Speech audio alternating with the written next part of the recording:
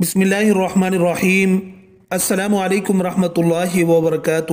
ایک مرتبہ ملک الموت یعنی حضرت اسرائیل علیہ السلام حضرت یعقوب علیہ السلام کے پاس پہنچے تو حضرت یعقوب علیہ السلام نے پوچھا، کیا تم میری روح قبض کرنے کے لیے آئے ہو یا مجھ سے ملاقات کرنے کے لیے آئے ہو؟ تو ملک الموت نے عرض کیا، اے اللہ کے پیغمبر، میں روح قبض کرنے کے لیے نہیں آیا ہوں بلکہ آپ سے ملاقات کے لیے آیا ہوں۔ تو حضرت یعقوب علیہ السلام نے فرمایا، ٹھیک ہے، لیکن جب تم میری روح قبض کرنے کے لیے آؤ تو کوئی قاصد میری طرف روانہ کرنا، کوئی پیغام میری طرف بھیج دینا۔ تو ملک الموت نے کہا کہ میں جب آپ کی روح قبض کرنے کے لیے آؤں گا تو اس سے پہلے 2 یا 3 قاصد کو آپ کی طرف روانہ کروں گا اور وہ آپ کو اطلاع دے دیں گے۔ چنانچہ ایک وقت آیا جب ملک الموت حضرت یعقوب علیہ السلام کے پاس اچانک آ گئے اور روح قبض کرنے کی بات کہی تو یعقوب علیہ السلام نے فرمایا، تم نے تو مجھ سے کہا تھا کہ میں کوئی قاصد بھیجوں گا، کوئی پیغام دینے والے کو آپ کے پاس بھیجوں گا، آپ اچانک روح قبض کرنے کے لیے نہیں آؤ گے۔ تو ملک الموت نے کہا، میں نے آپ کی طرف قاصد بھیجے تھے اور وہ بھی 3 قاصد بھیجے تھے۔ حضرت یعقوب علیہ السلام نے کہا، وہ کون سے قاصد ہیں؟ ملک الموت نے فرمایا، پہلا قاصد یہ تھا کہ آپ کی داڑھی اور سر کے بال جو سیاہ ہوں گے وہ سفید ہونے لگیں گے۔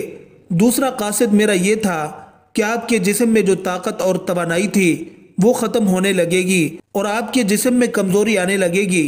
اور تیسرا قاصد میرا یہ تھا کہ آپ کی کمر جو بالکل سیدھی تھی وہ آہستہ آہستہ جھکنے لگے گی۔ تو یہ 3 نشانیاں ملک الموت نے بتلائیں اور ملک الموت یعنی حضرت اسرائیل علیہ السلام نے فرمایا کہ ہر مرنے والے کے پاس تقریباً میرے قاصد آتے رہتے ہیں، لیکن لوگ ان کو نہیں سمجھتے، لوگ ان کو نہیں مانتے۔ اگر مرنے والا بندہ اپنی زندگی میں نیکی اور تقوی میں مشہور تھا، پھر اس کی موت کے بعد اس کا چہرہ خوبصورتی سے چمک اٹھا، تو یہ ایسی علامت ہے جس سے اچھا تاثر لیا جا سکتا ہے اور اس پر خیر کی امید کی جا سکتی ہے۔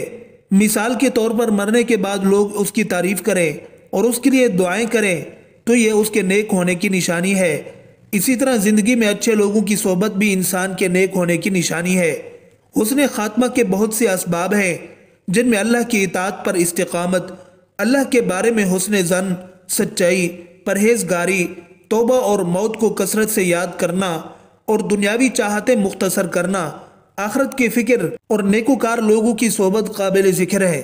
ناظرین، روح جب جسم کو چھوڑنے کے لیے بالکل تیار ہو یعنی موت سے تقریباً 24 گھنٹے پہلے تو ہاتھ، پاؤں، گھٹنوں کی جلد پر محسوسات ختم ہو جاتے ہیں اور ان کا رنگ بدلنا شروع ہو جاتا ہے اور یہ نیلا یا ارغونی رنگ اختیار کرنا شروع کر دیتا ہے۔ یہ نشانی واضح نشانی ہے جس میں سانس اکھڑنا شروع ہوتا ہے اور بے ترتیب ہوتا چلا جاتا ہے اور دھیرے دھیرے بجھ جاتا ہے۔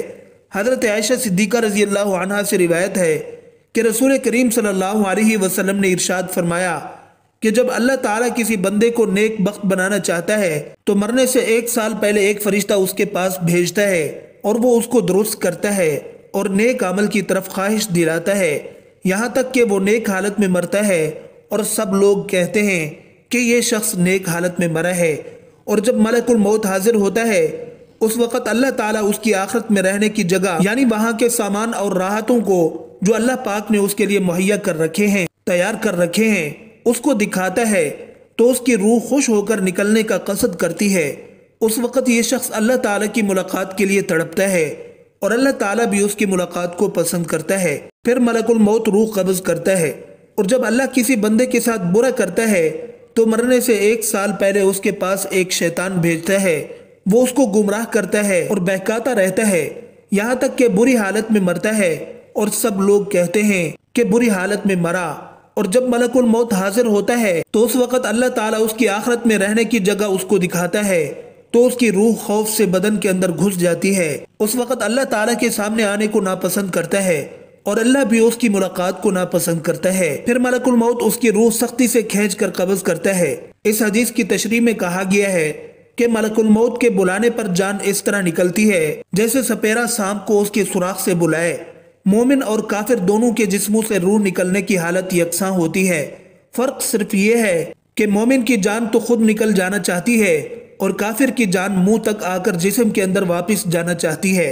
حضرت جابر رضی اللہ عنہ سے روایت ہے کہ میں نے رسول صلی اللہ علیہ وسلم کو وفات سے 3 دن قبل یہ کہتے سنا کہ تم میں سے جو کوئی مرے تو اس حالت میں مرے کہ وہ اللہ تعالیٰ کی نسبت اچھا گمان رکھتا ہو۔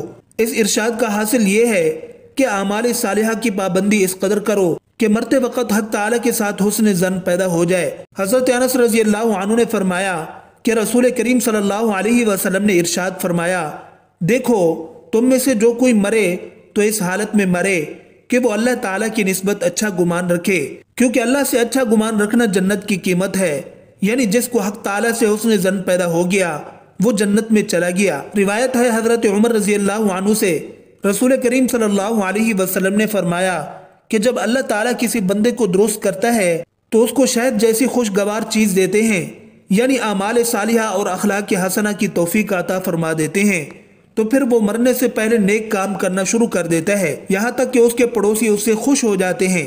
حضرت سلمان فارسی رضی اللہ تعالیٰ عنہ سے روایت ہے کہ میں نے رسول کریم صلی اللہ علیہ وسلم کو فرماتے سنا کہ میت کو موت کے وقت پیشانی سے اگر پسینہ آئے، آنکھ سے آنسوں اور ناک کے سوراخ کشادہ ہوں تو یہ اللہ کی رحمت ہے جو اس پر نازل ہوئی ہے، اور اگر گلے میں آواز پلٹ جائے اور خوفناک آواز نکالے جیسا کہ اونٹ کا گلا گھونٹنے سے آواز آتی ہے اور اس کا رنگ بد رنگ ہو جائے اور منہ سے جھاگ نکلے تو یہ اللہ کا عذاب ہے۔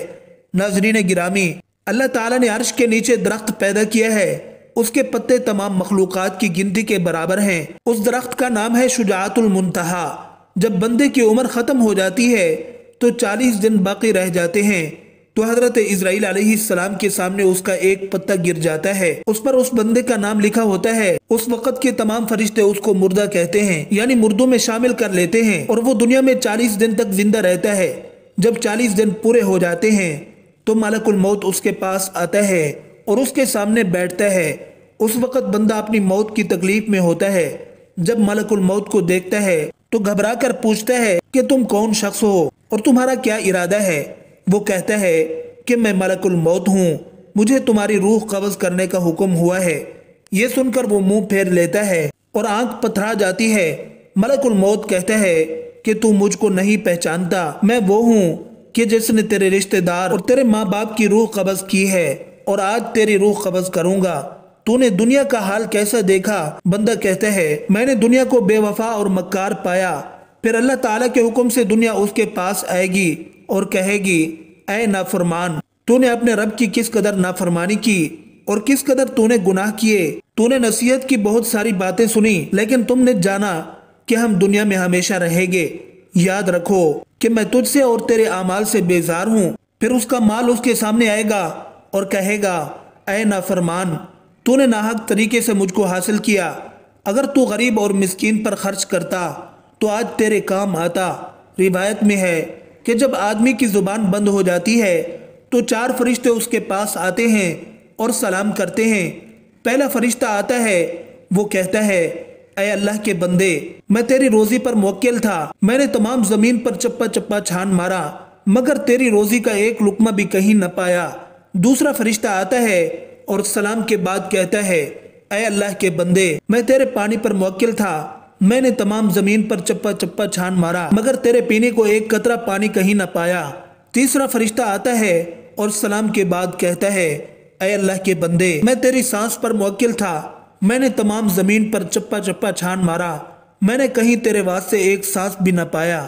پھر چوتھا فرشتہ آتا ہے اور سلام کے بعد کہتا ہے، اے اللہ کے بندے، میں تیری عمر پر موکل تھا، میں تمام زمین پر چپا چپا چھان مارا مگر تیری عمر کا ایک حصہ بھی نہیں پایا۔ اس کے بعد نامہ اعمال لکھنے والے 2 فرشتے اس کے پاس آتے ہیں اور سلام کے بعد کہتے ہیں، اے اللہ کے بندے، ہم تیرے اعمال لکھنے پر موقوف تھے۔ وہ نامہ اعمال اس کو دکھائیں گے اور کہیں گے، دیکھ یہ تیرا نامہ اعمال ہے۔ اس وقت میت کی آنکھ سے آنسو جاری ہوتے ہیں اور دائیں بائیں دیکھتا ہے اور نامہ اعمال پڑھنے سے ڈرتا ہے۔ اس کے بعد ملک الموت اس کی روح قبض کرتے ہیں۔ روایت میں ہے کہ ربی بن انس رحمت اللہ علیہ سے کسی نے پوچھا کہ ملک الموت تنہا ہی سب کی روح قبض کرتے ہیں یا ان کے ساتھ اور فرشتے بھی کام میں شریک ہوتے ہیں؟ تو فرمایا کہ روح قبض کرنے کا کام انہی کے حوالے ہے، لیکن اس کام پر ان کے ساتھ بہت سے فرشتے مدد کے واسطے دیے گئے ہیں اور ملک الموت ان کے سردار ہیں، ان کا ہر قدم دنیا کی منتہا کے برابر ہے۔ پھر ربیع بن انس سے پوچھا مومنین کی روح کہاں رہتی ہے؟ تو انہوں نے فرمایا کہ سدرۃ المنتہا کے پاس رہتی ہیں۔ سیدنا ابو ہریرہ رضی اللہ عنہ سے روایت ہے، انہوں نے کہا کہ رسول اللہ صلی اللہ علیہ وسلم نے فرمایا جب انسان مر جاتا ہے تو اس کے سارے کاموں کا سلسلہ بند ہو جاتا ہے مگر 3 کاموں کا ثواب بند نہیں ہوتا بلکہ ان کا ثواب برابر جاری رہتا ہے۔ نمبر 1 صدقہ جاریہ، نمبر 2 علم جس سے نفع حاصل کیا جائے، نمبر 3 نیک اولاد جو مر جانے کے بعد اس کے حق میں دعا کرتی رہے۔ ایسے اعمال جن کا تعلق دنیاوی زندگی سے ہوتا ہے ان کے اثرات مرنے کے بعد دنیا میں ہی ختم ہو جاتے ہیں۔ اللہ پاک ہمیں نیک اعمال کرنے کی توفیق عطا فرمائے اور ہمارا خاتمہ ایمان پر فرمائے، آمین ثم آمین۔